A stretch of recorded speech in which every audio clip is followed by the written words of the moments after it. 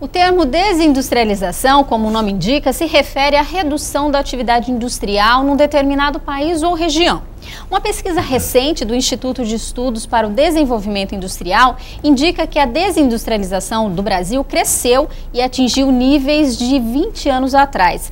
Fábio, como explicar isso, né? Muita gente pode até achar que o Brasil está voltando à era agrária, mas não quer dizer isso, né? Não é que esteja voltando, Maria, mas é muito preocupante observar que o peso da indústria brasileira na produção do PIB nacional tem realmente reduzido. E também o peso dos produtos industriais na pauta de exportação brasileira também tem caído muito. E ao mesmo tempo tem crescido na pauta exportadora brasileira a presença de produtos básicos, ou digamos assim, commodities.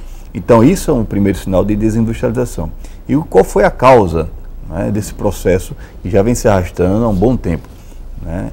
A maioria dos analistas culpa muito a valorização cambial, ou seja, o real muito valorizado em relação à moeda, o dólar, e isso estimula as importações, e a gente observa que boa parte dos componentes que a indústria brasileira utiliza para produzir seus produtos são importados.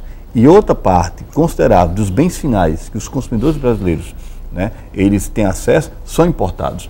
Então isso, de certa forma, acaba quebrando as cadeias industriais e a indústria passa a perder peso, tanto na formação do PIB, Produto Interno Bruto, como também na pauta exportadora brasileira. E aí a gente volta naquilo que a gente falava no bloco anterior, né? A questão da falta de investimentos, né? De apoio a investimentos. Né? Então, como é que você vai fazer, estimular investimentos quando, por exemplo, um industrial brasileiro, um empresário, ele percebe que os produtos que estão vindo do exterior são muito mais competitivos do que aqueles que ele vai produzir aqui, quando leva em conta os custos, como mão de obra, os custos tributários e os custos do financiamento também. Então ele abdica de produzir e acaba se virando um comerciante, por exemplo, importador, ou então vai para outra atividade, né? E para você ter uma ideia mais clara desse processo, quando no período de Collor e Itamar, nós temos um dado aqui relevante, a participação das exportações brasileiras por fator agregado, ou seja, os produtos que têm valor agregado na pauta exportadora, você vai observar que entre Collor e Itamar, 57,4% das exportações brasileiras era de produtos manufaturados.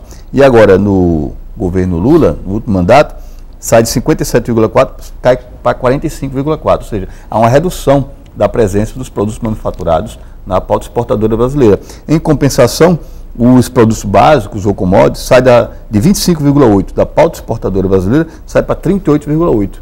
O que significa que isso é o processo de desindustrialização.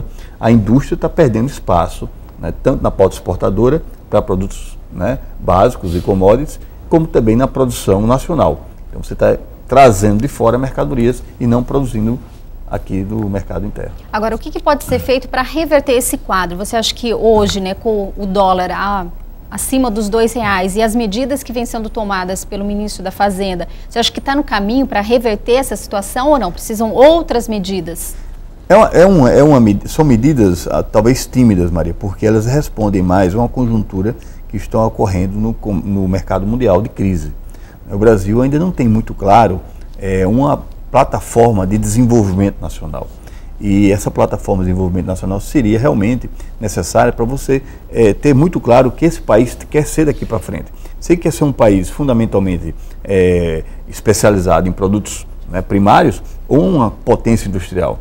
Então, agora, para ser uma potência industrial, é lógico que tem alguns processos em andamento, como algumas políticas na área de inovação, né, na área de tecnologia. Agora, é muito pouco. O Brasil precisa realmente estimular os investimentos, sendo mais radical, por exemplo, na questão tributária e na questão, por exemplo, na consolidação das leis de trabalho. Agora você falou aí, né, do Brasil escolher o que ele quer ser, mas qual é o impacto, né, do Brasil continuar nesse processo se ele não reverter esse quadro, né, continuar nesse processo de desindustrialização? Qual o risco que a gente... O risco é muito grande, porque ele assume uma posição subordinada no comércio internacional. uma subordinada. Quando os países eles são avançados tecnologicamente, o Brasil só vai ser produtor de alguns poucos produtos e volta a exemplos quando nós éramos produtores e exportadores de café e açúcar, por exemplo, e com todos os seus problemas.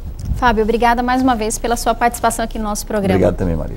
E na próxima semana estaremos de volta com mais economia para você. Até lá!